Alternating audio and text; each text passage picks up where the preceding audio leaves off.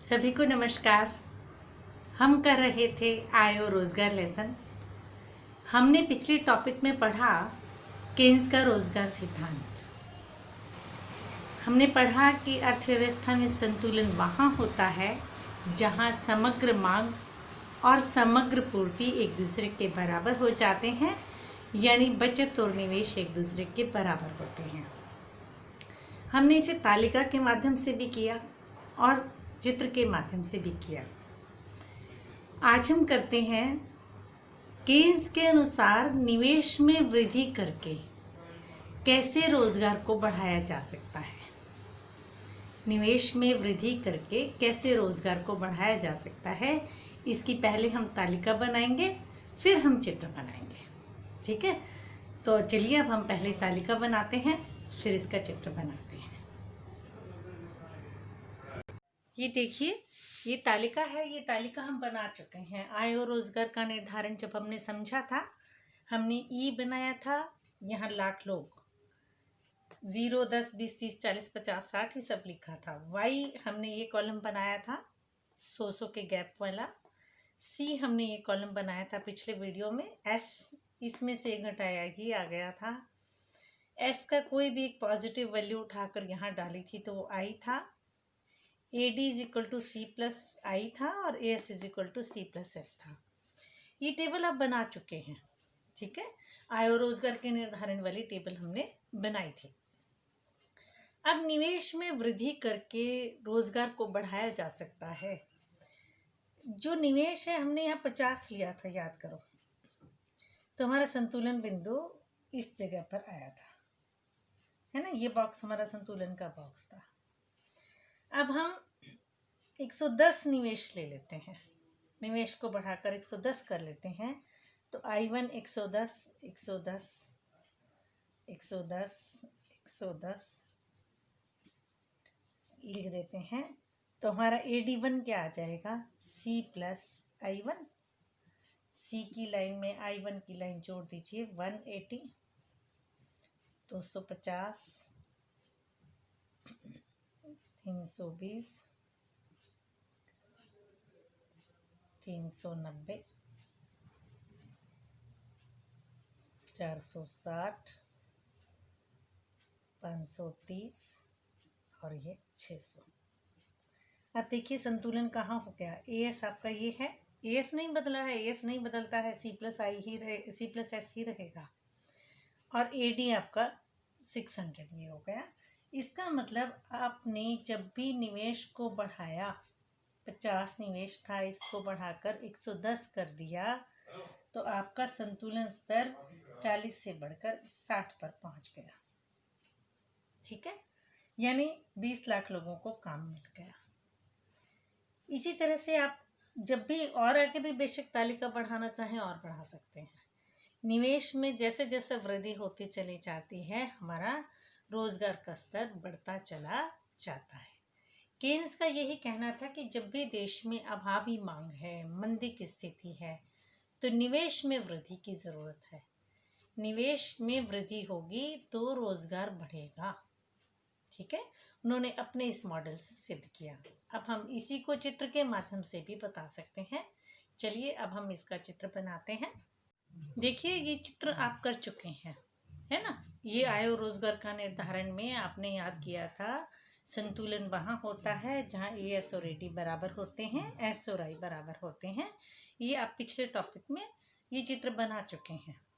अब निवेश में वृद्धि होगी बेटा, तो AD वक्र कहाँ जाएगा? ऊपर शिफ्ट होगा ना। लीजिए हम इस वक्र को थोड़ा सा ऊपर शिफ्ट करते हैं।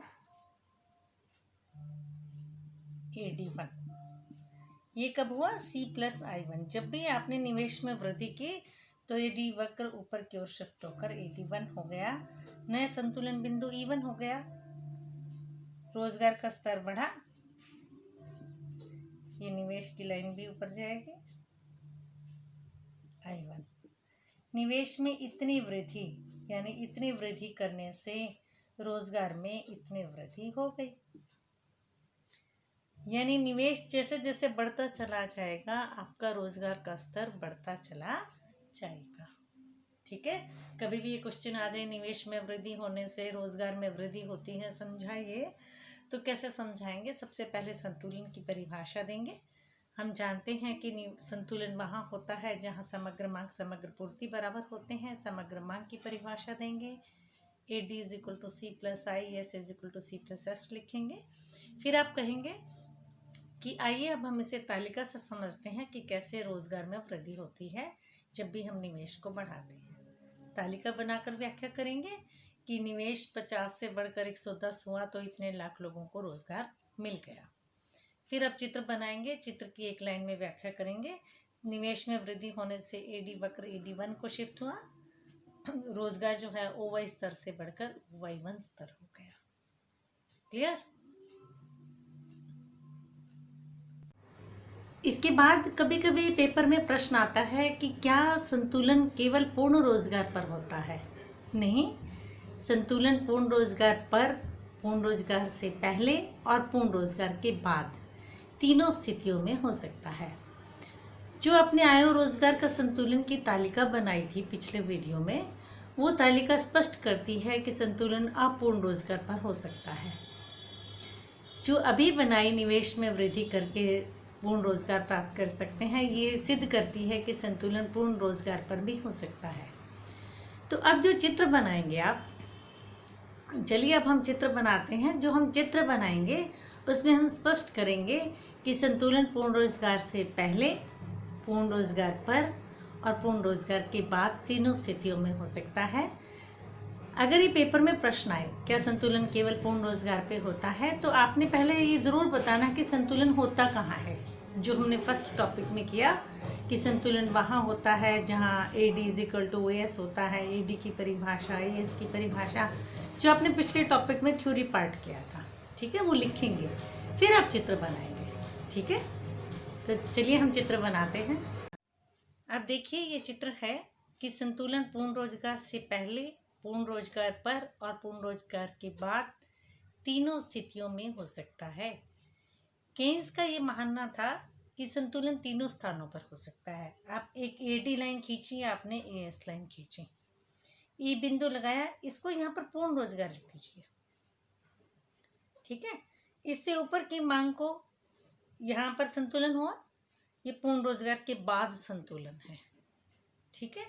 और इससे पहले वाला संतुलन जो है, एक लाइन नीचे खींचती AD1, तो आपका पूर्ण रोजगार से पहले संतुलन। ये पूर्ण रोजगार पर संतुलन है, ये पूर्ण रोजगार के बाद संतुलन है, और ये पूर्ण रोजगार से पहले संतुलन है। तो केन्स का ये मानना था कि संतुलन तीनों स्थानों पर हो सकता है, पूर्ण रोजगार से पहले, पूर्ण रोजगार पर और पूर्ण रोजगार के बाद, ठीक है। तीनों स्थानों पर संतुलन हो सकता है। जब आप अगले चैप्टर में जाएंगे तो इसको हम, जो नीचे वाली मांग है ना, इसको हम नाम देंगे अभावी मांग, और इसको नाम देंगे हम अत्यधिक मांग, ठीक है, ठीक है। अगले चैप्टर में हम इसको डिटेल में थोड़ा समझेंगे। तो अभी आप ये याद रखें, ये चित्र क्या बता रहा है कि संतुलन पूर्ण रोजगार पर, पूर्ण रोजगार के बाद और पूर्ण रोजगार से पहले तीनों स्थितियों में हो सकता है, ठीक है। इस चित्र को आप ऐसे भी बना सकते हैं, ठीक है। जो भी चित्र हमने बनाया, कुछ बुक्स में आपको चित्र ऐसा बना हुआ मिल सकता है, तो ये चित्र भी ठीक है और वो चित्र भी ठीक है। इस चित्र में क्या बनाया हुआ है कि AS वक्र एक समय के बाद पूर्णतः बेलोचदार हो गया, यानी पूर्ण रोजगार की स्थिति है ये। पूर्ण रोजगार के बाद उत्पादन नहीं बढ़ता ना, वो स्थिर हो जाता है। वास्तव में चित्र यही होना चाहिए, है ना, कि पूर्ण रोजगार के बाद उत्पादन तो बढ़ा नहीं, तो ये वक्र पैरेलल टू Y एक्सिस हो जाता है। ये पूर्ण रोजगार स्तर है, ठीक है। यहाँ पर आप लिख देंगे पूर्ण रोजगार स्तर। जो पूर्ण रोजगार स्तर पर संतुलन है वो AD है, इसके बाद जो संतुलन आया वो AD2 है, और इससे पहले जो संतुलन आया वो E2 है, ठीक है। दो अलग अलग चित्र हैं, E1 है और E2 है, AD2 लिखते हैं इसको, ठीक है। तो कभी भी पैरेलल टू Y एक्सिस हो जाए और पूछा जाए ये पैरेलल टू Y एक्सिस क्यों हो जाता है AS वक्र, क्योंकि पूर्ण रोजगार स्तर के बाद होता है, उत्पादन तब नहीं बढ़ता है। और जो पहले हमने चित्र बनाया, आप ऐसा बनाएंगे तो भी आप फ्लो में बना सकते हैं, उसको भी कोई गलत नहीं कहेगा। तो दोनों चित्रों में से जो आपको ठीक लगे वो चित्र आप बना सकते हैं। एक चित्र बनाएंगे, दोनों बनाने की ज़रूरत नहीं है, क्योंकि आपने नीचे लिख दिया पूर्ण रोजगार, यहाँ पर भी हमने लिखा पूर्ण रोजगार, उसमें भी ज़रूर पूर्ण रोजगार इस चित्र में ज़रूर आएगा। जब भी आपसे पूछा जाएगा कि क्या संतुलन केवल पूर्ण रोजगार पे होता है, आपने कहा नहीं, तीनों जगह पे होता है, तो सेंटर पॉइंट था उसमें पूर्ण रोजगार। यहाँ पर हमने चाहे पैरेलल टू वाई एक्सेस हुआ, ये जगह जो है ये पूर्ण रोजगार लिख दिया। क्लियर।